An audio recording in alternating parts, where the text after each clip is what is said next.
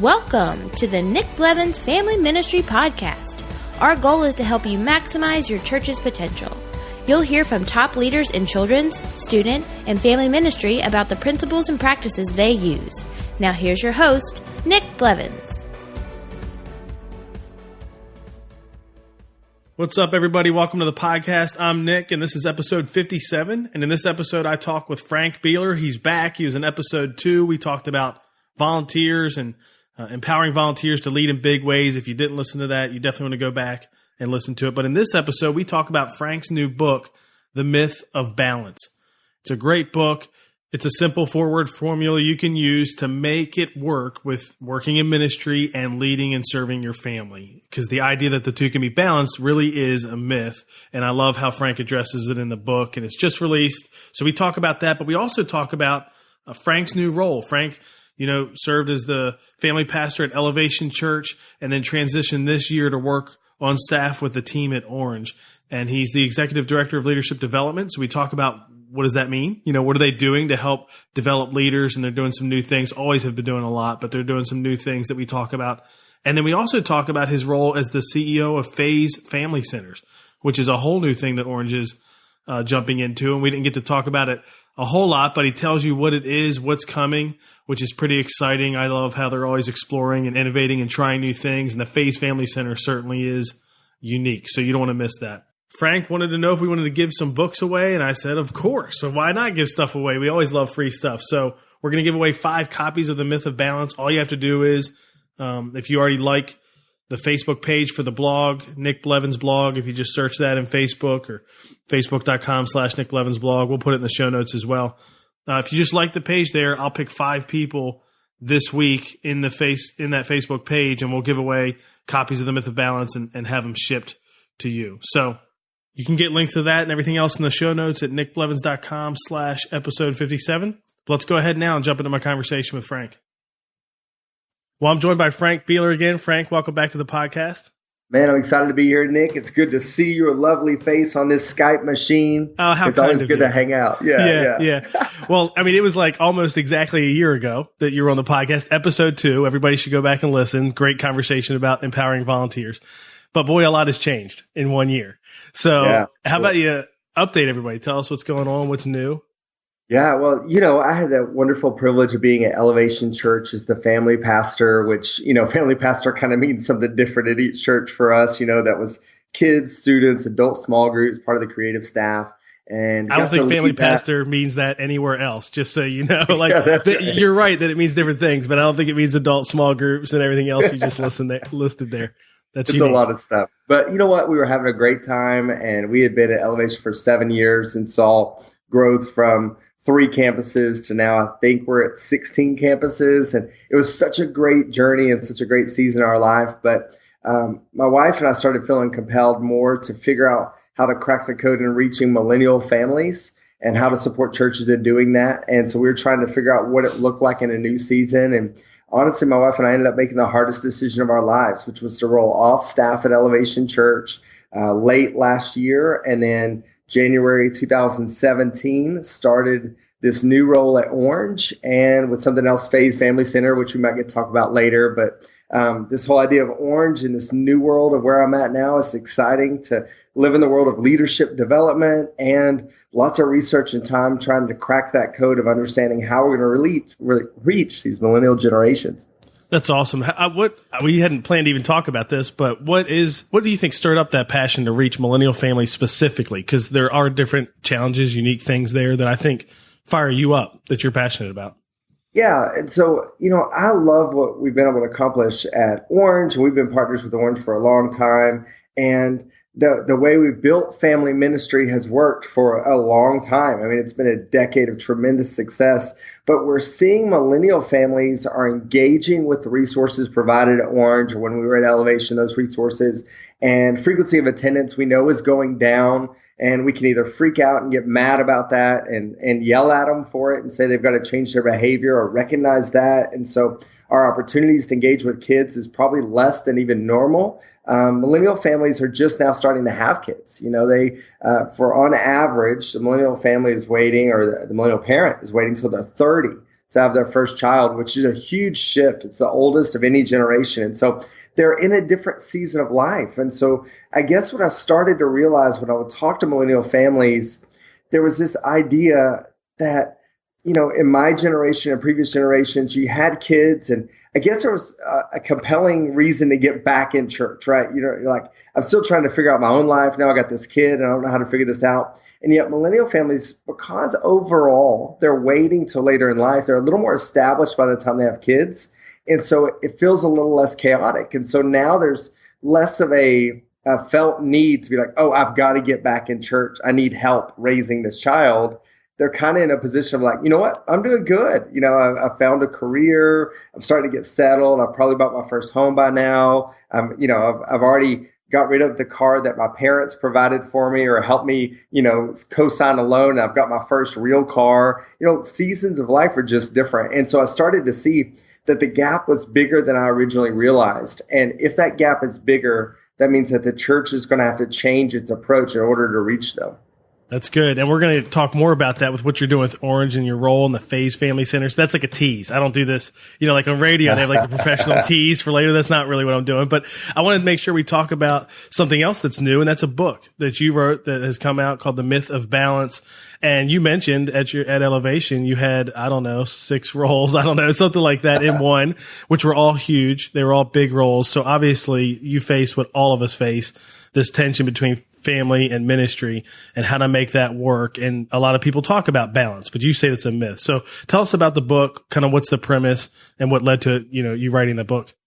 Sure. Ultimately, I'm trying to lead a staff, right? I'm trying to lead my own family and a staff at Elevation Church. And we were trying to figure out how to run at a really hard pace, which at Elevation, we've seen tremendous growth. We've run really hard, but we've been able to support one another, encourage one another. But the reality is you feel that in ministry when you run hard. And I was with a senior pastor of a very small church in a rural area just a couple of weeks ago. And he's a one-man team, it feels like, because he's the only staff member. Everybody else is volunteers. And he's running just as hard. And so over the last few years, I keep seeing this pattern that in ministry, we're running so hard, but we kept talking about balance, like, oh, if we could just get balanced. And we were talking about it in our home, and we're hearing other people say it. And so I just decided, my wife and I kind of got to this breaking point of like, we needed to figure out how to actually do this, to actually get balanced. And so I started looking at great leaders, and as I would talk to them and try to understand, it looked like everything was going great in their family and understand better how it worked. Balance wasn't the language that was being used. In fact, I didn't find anybody that was balanced. Even the people I looked up to weren't balanced. And so then I started down this journey of going, well, if I can't find balance myself, and the people that I admire that are managing their families really well in ministry aren't balanced, well, then does balance actually exist? And I've kind of landed on this conclusion, and it creates a good mind shift, I think, and that's how it became a book, a really short, simple book for the reason of we wanted to equip leaders and make it simple for them to read. But it was just this idea of what if there was a shift? What if balance wasn't the goal? Because if you give me a goal that I cannot achieve, I will be frustrated. And yet here we are speaking over leaders all across our nation and world, specifically ministry leaders, saying find balance. And yet I don't know where to find it. It's like the Lucky Charms pot of gold. It doesn't exist, right? Yeah. And you just feel like a failure more and more, which already comes with parenting. There's already a sense of that. Sure. Right. Yeah. So what is the answer then? I don't want you to give away the whole book because people need to go get it and read it. But what did you find as you looked at these other leaders' lives and then, integrated that into your family as well? Yeah. So the biggest theme that we found was that ministry is exceptions. Ministry happens in the things that we can't plan for and expect. So even though I'm hyper focused on calendar and Nick, we have a mutual friend, Carrie Newhoff, and we all do block scheduling and we manage our calendar. We have decent boundaries and we do everything we can do. Ministry is the exceptions that come up that push against our perfect schedule, right? Life does that in general. Yep. Throw in ministry and the needs of families and parents and the people that we're called to do there. That's what's creating the tension. And yet what I started to discover as we dug in on this was that people that are managing their life and family aren't planning well for the exceptions. In fact, we are operating our calendar oftentimes like those exceptions are never going to happen. And so when the common things in life, whether there be a a funeral where you need to go support a family, or somebody's in the hospital, or there's a little crisis among the staff, whatever those challenges are inside the church, we don't have a plan for those. And so every time they happen, even though they may be common but not consistent, right? Because they're common, we act like they're a surprise instead of being, okay, I don't know when this is going to happen, but let's have a plan for when it does. Yeah. And I would say when it is common but not consistent, we don't really have, it does impact our family. Usually the church wins, the family loses. I would say, I think you probably agree with that. So what does it look like to switch that, to have a plan, to like make it so that when it does come up, even though you can't necessarily predict it, you do have a plan and you're going to help make it work with family as well? Definitely. Well, what you mentioned there, the church wins and the family loses, it's interesting because that's why we got in this thing to begin with. All of us as ministry leaders got in to be there, to step in and fill the gaps when life gets complicated for people. Yeah. And so the reason the church, if we put that in quotation marks, church kind of wins is because that's what we signed up for. It wasn't the Tuesday morning meeting at 9 a.m. where we're going to plan and dream about what could be and should be for church. We originally got called into ministry to help people in their time of need, right? To show up when they need us most. Yep. And so that's why it feels like they always win, because that's what we signed up for. That kid in our small group that needs us in that phone call, or that man, this friend in my life that's going through a lot. His kid's in the hospital. He's been dealing with a lot. Yeah, you step away from the party and you take that phone call like I did just a few nights ago. That's what we do. And so that's why that tension's there. And so what we found is that we can come up with a plan, and the formula is this: when this, then that.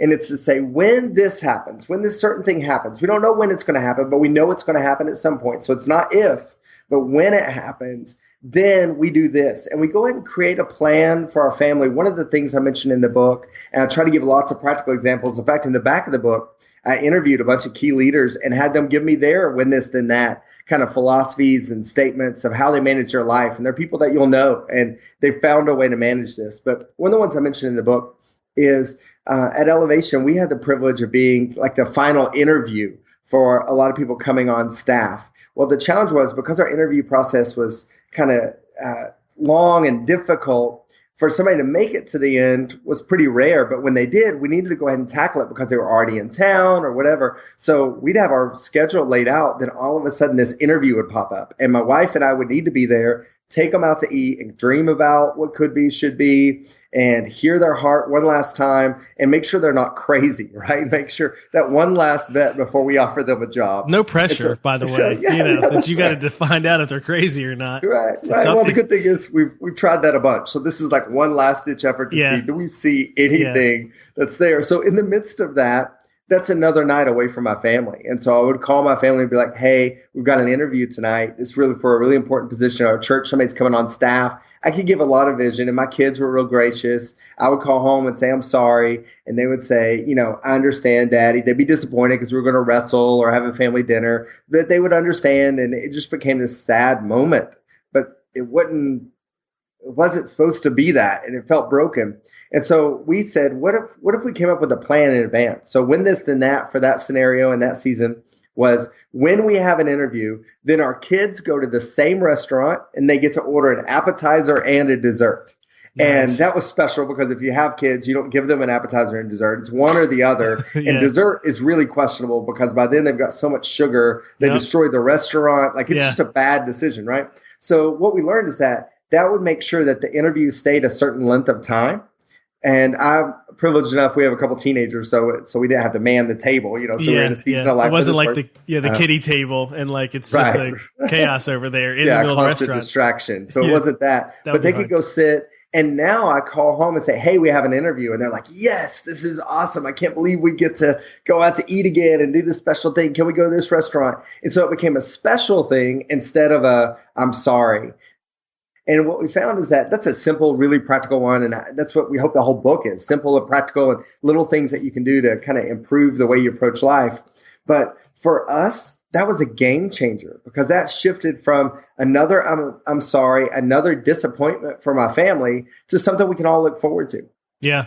And I love that the book walks through the principles, that 4-word formula, but the practical ideas are really helpful because I know ministry leaders are going to read them, yours and others, and just adopt some of them. Like, you know what? We have that problem too. I'm going to do that. I remember Jim Weidman tell me about how when his kids' birthdays would fall on a church day, Sunday or Wednesday, they got like the whole week. And so they're like rooting for their birthday on a church day, which again just flips it. It's like it's a simple thing, but I never would have thought of even that specific idea before hearing about that. And so there's a lot of good examples. I love those. What you mentioned in the book about the warning signs, I think all of us have felt at times, like, wait a minute, this doesn't feel right. It feels like we're getting to a place that's not healthy for our family. How do you recognize that? And what do you think, what's the steps to take there early on to try to catch it before it's, really bad?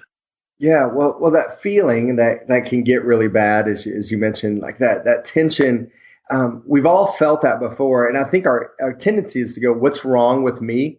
Why can't I get it all done? They need me to do this. And so we internalize it and don't do anything with it. And so the principle of the book is like in these warning signs is to say, here's some things that are popping up. They give you a clear indication that something's got to change. And you can either say, I'm going to try harder and just dig deeper, which only lasts for so long, or actually come up with a plan. And so I would lean in, and the premise of that part of the book is to say, here's some things you can watch out for, and here's what you can do to tackle those in advance and have a plan. And once again, be aware of what's going on instead of just grinding it out and saying, what's wrong with me? Everybody else seems to have it together. And as I share these warning signs with you, let me be clear. I don't have this all figured out. I don't want to imply that at all, but I have found some things that have at least helped me navigate this with our family. We have 3 kids. We just adopted a teenager. That was a whole change in our life. So this is constantly complicated and messy. We're moving this week, right? I mean, just so much is going on. So, so we get it, and it's always going to change. But if you can get your arms around some of it, it'll be helpful. And those warning signs that pop up, one of those is you start to say, I'm sorry a lot. You're saying I'm sorry to friends, family, coworkers, and it feels like you're just failing. And once again, we don't like to feel like we're failing. We like to feel like we're winning. But sometimes the way we've structured our life and our ministry and our time, we've kind of guaranteed failure. And so if you don't plan for these exceptions that are going to occur in ministry, you're guaranteeing that you're going to have to say, I'm sorry more. And the premise is, what if you could say sorry less because you've come up with a plan in advance of what you're going to do. There's a ministry leader that's mentioned in the book. His whole plan is when he looks at Easter and Christmas, they do a lot of programming, a lot of stuff in their church. And so it's not just a weekend. It's massive weeks of programming and thinking through on the front end. And because of that, it kind of disappears. So they plan a trip immediately after where they kind of disappear for a few days as a family. And so they have something very specific to point to of like, in response to this is what we're doing. So when we get to this season, it doesn't happen all the time, but when we do, we can point to that. So I'm sorry helps is one of those warning signs. Another one of those warning signs that you've got to find a way to address is we start to shift our language. Instead of saying us or we about our staff and our church, one of the biggest warning signs I've seen is when you start to say they. Well, they think we should add this into programming. They wanted to change this. And you're referring to your staff and your team or your senior pastor. And I just think that language is pretty poisonous and it shifts something in our hearts. So if that's coming out of us where we're saying they a lot, we're not in the same level of buy-in and ownership. And it's often because we're fried and we don't know how to do anymore. Yeah. And that's definitely, I think that language is, you're already down the path of disunity, right? And for sure. What about, practically speaking, I'm thinking about, we talk about this on our staff sometimes. You got to set your own boundaries in a way. You can't expect, I don't think that you can expect your boss, even in the church world where hopefully we're looking out for everybody and wanting the best for everyone. You can't necessarily expect them to do that for you. So I think sometimes we kind of get mad or upset at leadership in a church context because we feel like it's they and they're doing this to us. But in reality, we haven't taken the steps necessary, have we, to put good boundaries up, to put these exceptions and rules in place, to ask, okay, I don't have enough time, I don't think, to do all of these things that you've asked me. Do you see that too? I feel like a lot of times you just kind of push the blame off, and that probably just makes it worse too. Well, yeah, the boundaries is key. And the other side of that goes with the boundaries is a lot of times we feel guilty when we put in boundaries because we see our coworkers or our boss, they're working hard too. And so we're just trying to manage it. And so boundaries can oftentimes make us feel guilty. But one of the ways I've found that can kind of combat, we don't talk about this in the book, but just practically speaking, to combat that idea of like, I put healthy boundaries in place for my family, but I feel guilty when I share those or when I try to enforce those. Well, part of the reason is we assume that our staff and the people we report to actually understand what we do in our job. And I think that's really dangerous for them to understand, like when they're asking us to do something else or understand, for us to assume they know the burden they're placing on us and the chaos. It may be a horrible season because we're going into, for example, June, a lot of people are doing vacation Bible schools. That may be a really chaotic time, but things may be slowing down in your worship programming and your adult experience. And so that might be a cool time where they're like, hey, this would be a great time to highlight kids in the main service. And so they're just inviting you into something. You're like, well, this is a boundaries issue. This is an opportunity. And how do I leverage this? And man, I want to get the kids on stage. And so you're trying to reconcile this and they're throwing out this opportunity. Well, you have to be able to say not only your personal boundaries, but say, okay, here's what I'm working on. Can we do it this way? Do you understand what we're already doing? How does that couple alongside? And so I think it leads to really healthy conversations for your senior pastor or the leader that you report to understand what you do and sometimes the trade-off that they're asking you to make. So if they ask you to do something, if you don't want to violate your boundaries, then that means that something else isn't going to get done, right? You're going to let somebody else down. Yep. Well, what if we say, okay, we maintain our boundaries when somebody asks us to do something to say that idea sounds incredible. I would love to get our kids in front, for example, that one I gave just a minute ago, the kids up on the stage and we could work with programming. I think that could be a really special experience on July 4th weekend or whatever it is, like to get all the kids up there. That sounds really, really fun. With all the other things we've got going on, would it be okay if I don't do this or we delay this deadline or point out the tension that you're now facing between two things? Because I just don't think they understand. And this is one of those unique contexts where we can say they, right? They haven't heard it because it's on us. And a lot of times they're giving us stuff as their leader and they're supporting us and it's great vision centric stuff and it's awesome. But it's like, how do we lean in on that? How do we find a way to communicate what's working and not working and the best way to make it effective? And you said it the right way. You asked the question, can we not do this? Because we do, as opposed to, I can't do that. No, right. I'm not, you know what I mean? Like you want to get your leader involved and ask them, help me understand, how can I do this? Or what is the least priority for you, of all these things? Cause it's true. We totally assume everybody else is not as busy as we are. Like they're busy, but they don't know what we do. And we don't think about how much we don't know what they do either. So nobody really knows what everybody's schedule's like and what pressure they're under and all that stuff. That's true. We talk about the different seasons, like you mentioned, how your busy season, for a student pastor might be totally different than the busy season for the worship pastor or the children's pastor. And like you're kind of feeling free and, loose and having fun that week and they're all stressed and it's just tough. And I think it's good to know, each other's schedules and just have an understanding that, I don't know how busy you are. So that's true. That's good. Definitely. And with those seasons, that's one of the things I actually mentioned in the book. I get a little concerned with that language season sometimes because there are true busy seasons. Like you said, for a student pastor, certainly there are times right now, we go to North Point Church down here in Atlanta and they're getting all their students, small group leaders together. Like now is the time. So if you're a student director here, you're busting your tail recruiting small group leaders. Like this is the time. Yeah. It's high pressure. I'm walking into a wedding, all chill and laid back. I can see it on their face. It's like, they're all stressed. I can't be here. I need to get out of this wedding. Who can I recruit at this wedding? Who can I recruit? I wonder if that groomsman's leading a small group. Like, what are they doing? Yeah. Like, oh, he got married. Maybe his wife can now lead one too. Like, that's right. 2 for 1. So true. Yeah. 2 for 1 now. All right. This is awesome. We get a girls' head of God's group. But that's a busy season. I get that. But a lot of times I get fearful when we start to say every season is a busy season, because if busy is a word like spring, winter, summer, fall, it's describing a true season of time, then it's helpful. If busy is all 4 seasons, that's no different than all 4 being winters, right? And like it's all full on all the time. You're always going to be snow plowing or whatever it is, depending on where you live. And so like to declare something a season, it has to have a beginning and an end. And so one of those warning signs that's not in the book that we talked about is that language of season becoming something, or the word busy becoming something that you say and that's celebrated in your organization. Doug Fields has this awesome talk where he shares this idea of when busy becomes something celebrated inside the church, we might be in trouble, because a busy season ends up being either I'm getting ready for something big or I'm in the middle of something big, and there is no other time inside the church. Yeah, that's true. That's a good point. And that definitely is a warning sign that things aren't right. Because I think there is a sense that hopefully if we're working hard and doing a good job at our roles, that you're kind of always busy. There's not time when you're just playing Mario Run for hours at work.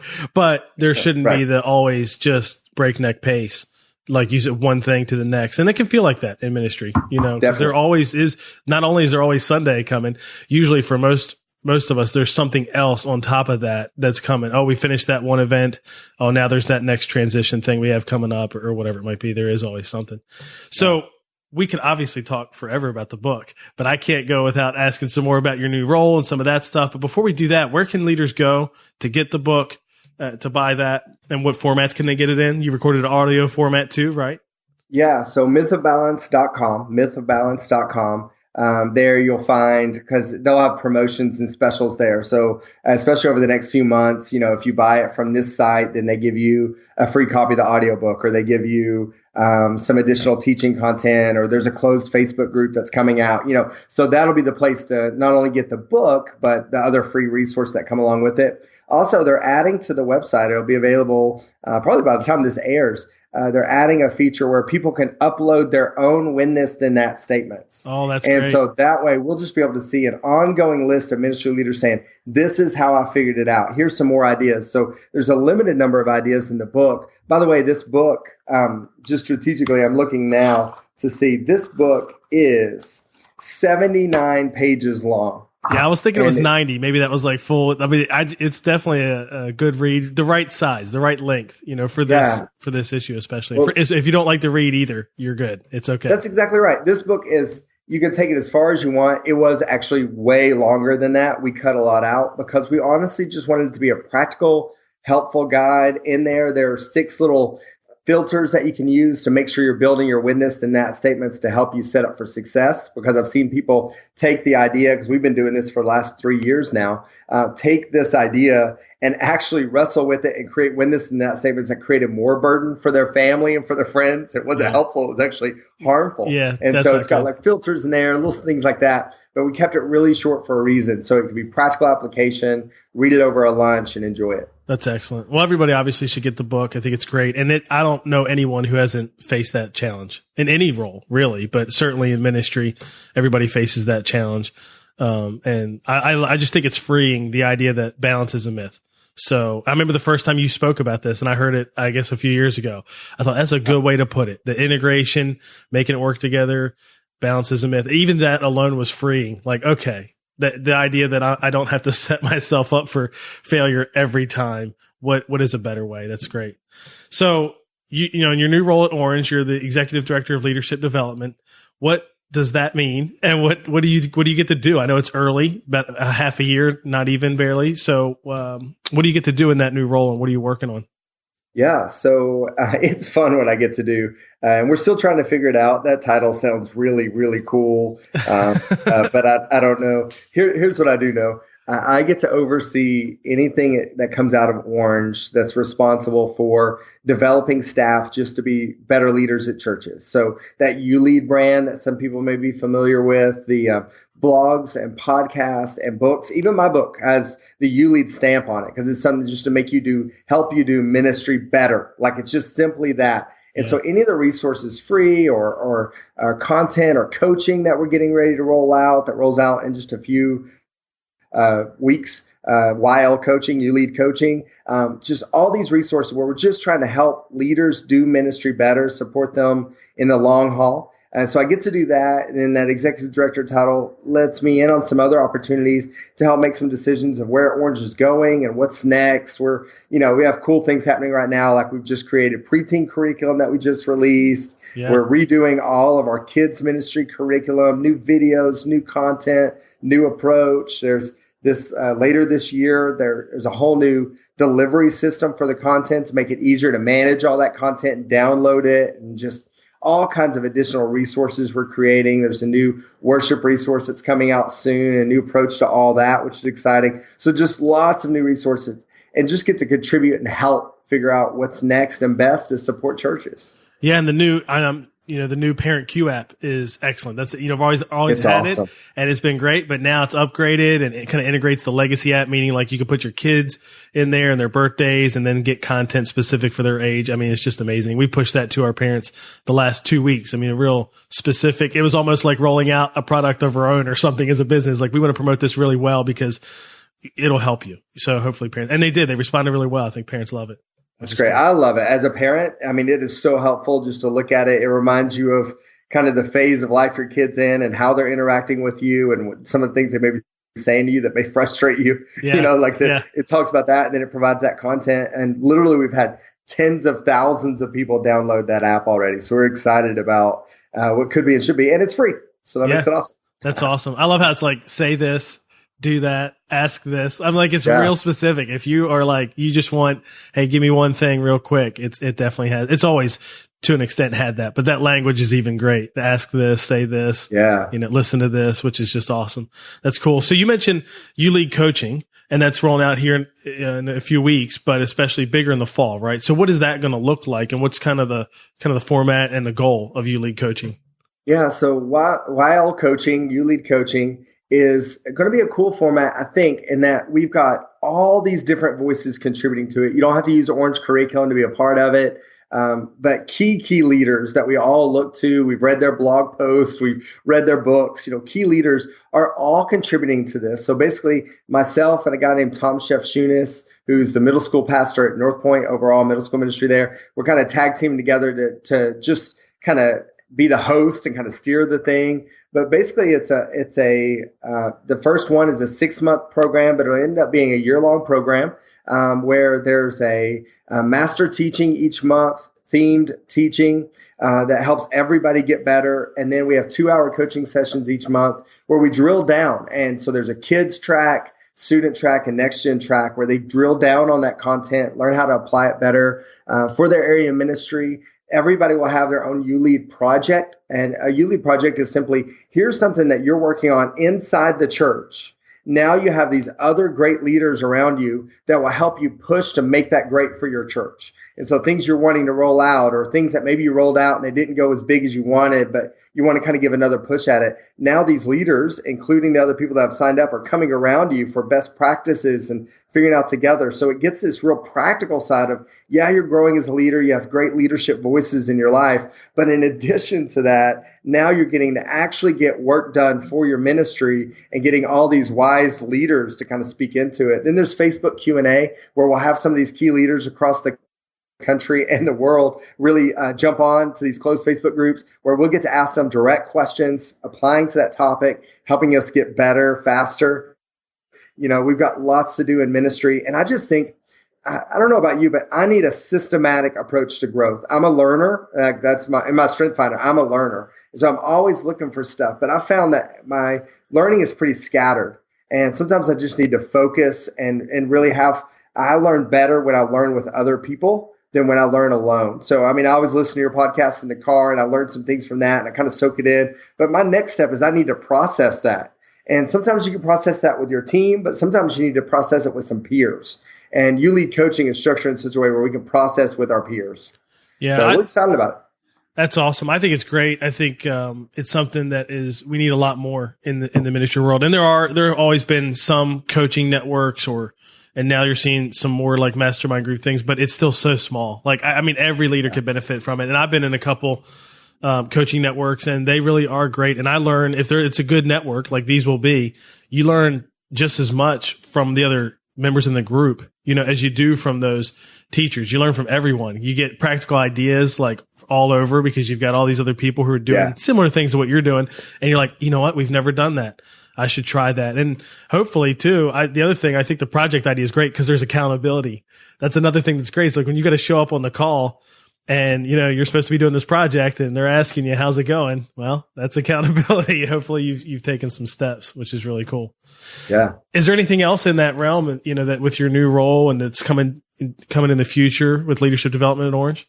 Yeah, so we'll be doing lots of bundles and labs and kits and all just different kinds of resources that you can take your staff through. Those are all being developed now, and scope and cycle. And our big thing is that we just don't want to give you random content. We want to make sure it's very, very intentional. We've got a handful of dials that we feel like in ministry you should always be turning. And some of those you're more focused on in different seasons, but you can't forget the others. And I feel in ministry, like what you lead can ultimately help with is there's this pendulum swing of like, once again, oh, it's vacation Bible school or it's camp. And that's all I can think about. But the reality is that fall, you've got to have more small group leaders and you got to volunteer training. It's like, how do I keep up with all this? Make sure that I keep the other plates spinning, that I don't forget about the other things when this one thing is the more pressing matter.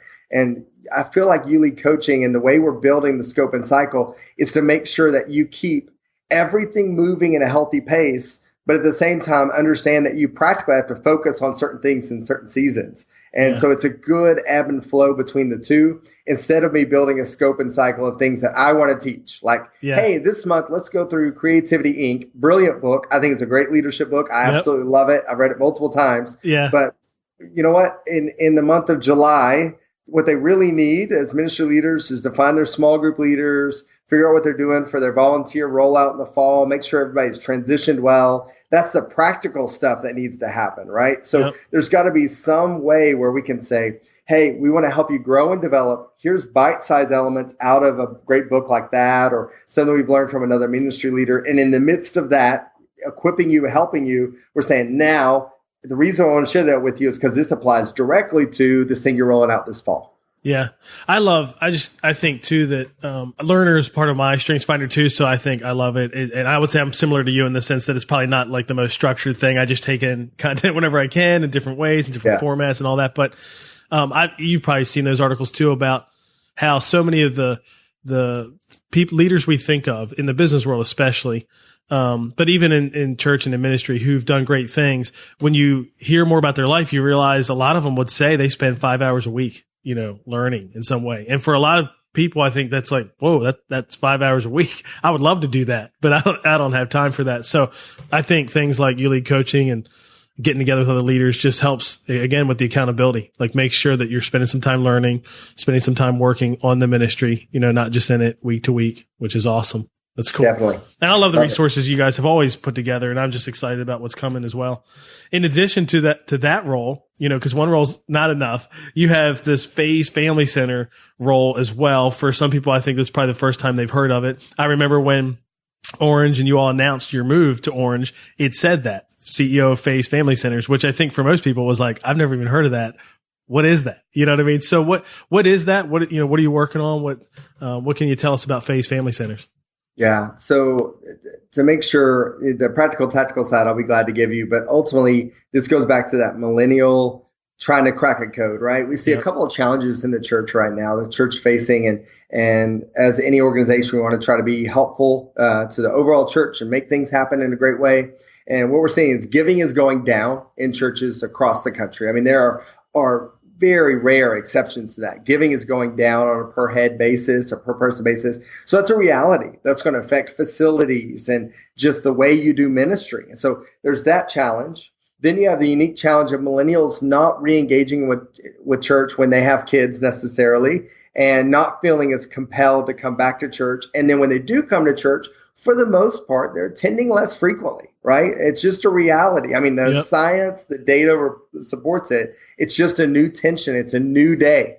And we can either get mad at them, like I said earlier, and get frustrated and tell them what they should do or find a new plan. Well, we started doing some research to figure out, well, what are the greatest kind of felt needs of millennial parents, these new parents that are rising up that have preschoolers now and little toddlers. Well, food is a big pressure. What they're feeding their kid, that's all over the place, right? Time Magazine did a study, and they came up with these brilliant quotes. Time said, for a mom, the pressure to be perfect is higher than ever because of social media. Yeah. And the pressure on dads is to be present. They want to be present more, whether that was modeled by their dads or not. They're trying to figure it out, which is really hard, to be honest, especially if you have a preschooler. Like, you take them out for ice cream, and then you're like, now what? Yeah. And now they're all hopped up on sugar. They're bouncing off the wall, so it's not even fun anymore. Yeah. And they're not being sweet anymore. They're just being crazy. And you're like, I don't even know what to do with them right now. I don't know. So it's really tricky. And so it's not been modeled for us. So you feel these tensions. Then the church is having this challenge, and it was like, well, what are some of the other felt needs? Well, one of the felt needs is to be present. Another one is education and preschool is a really high emphasis for millennial families. They're putting a disproportionate effort on the younger their kid is to get them developmentally prepared for what's next and what's ahead, to give them the best chance at life. It just keeps getting younger and younger. Like one day, wasn't too long ago that the goal was just get them ready so they could go to college. That was the goal. Yeah. And then it was like crush it in high school. I mean, my son has already taken, he's a freshman. He just graduated as a freshman, or moved forward as a freshman. He's going to be a sophomore. I'm glad for that. He moved forward. But he's already taken 2 college courses that have college credits tied to them. So you see that pressure. Well, now that's dripping into middle school. We're seeing it fly down very quickly. So our millennial families are saying high emphasis on preschool.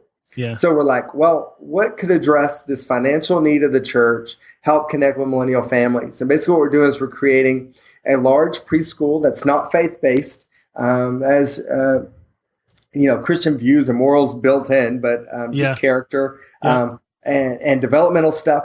So we're going to build this large preschool, 450 kids. I mean, big preschool, enrichment rooms, all the developmental stuff that they need. And in addition to that, we thought about building a 700-seat auditorium attached to it, because when you combine the two together, now you have a great rental space for a church that's way better than a high school or a theater in town or whatever. I mean, we've done all that. I understand how to do portable church. I think it's really effective in many ways. But what if you could give a great facility to a church, an amazing facility, like $15-20 million facility that the church doesn't have to fund, that they just rent, but they're the only, they're one of the only styles that's in that church. So the preschool's using it, yes, but the church is going to use it on the weekends. They don't have to flip all the rooms radically. We can be really strategic about that, have a great auditorium, us with student space. And it becomes this place where, because of all the enrichment rooms and environments we've got to create for millennial families, the playgrounds, all that, there's a chance for parents to hang out after church or before church or even during church. They can kind of show up there and have that shared experience together as a family. And once again, the preschool, being a for-profit organization, can help fund the facility. So the burden isn't placed on the church to raise up a bunch of capital and money for a great facility. Yeah, that's awesome. It's such a great idea. And I always say my favorite thing about Orange, the organization, is the people, you all.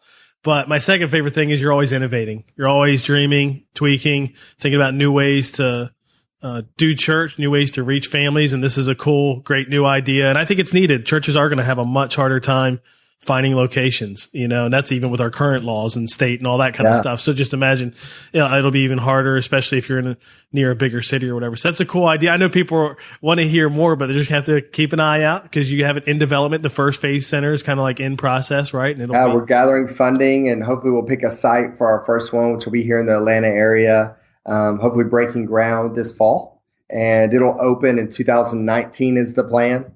And it'll be a prototype of what I hope are 100 of these across the country. Yeah, that's awesome. That's great. Can't wait to see some more of that come. Thanks for all the work you're doing there. Love that you joined the team at Orange. Thanks for the book. It's very much needed, and we'll link to the website in the show notes where people can get that. Thanks for taking time to come on and talk again. I know you got to run, because speaking of family, you got to take your son to basketball practice, right? Yeah. Awesome. That's for sure. Cool. Well, thanks, Frank. We appreciate it.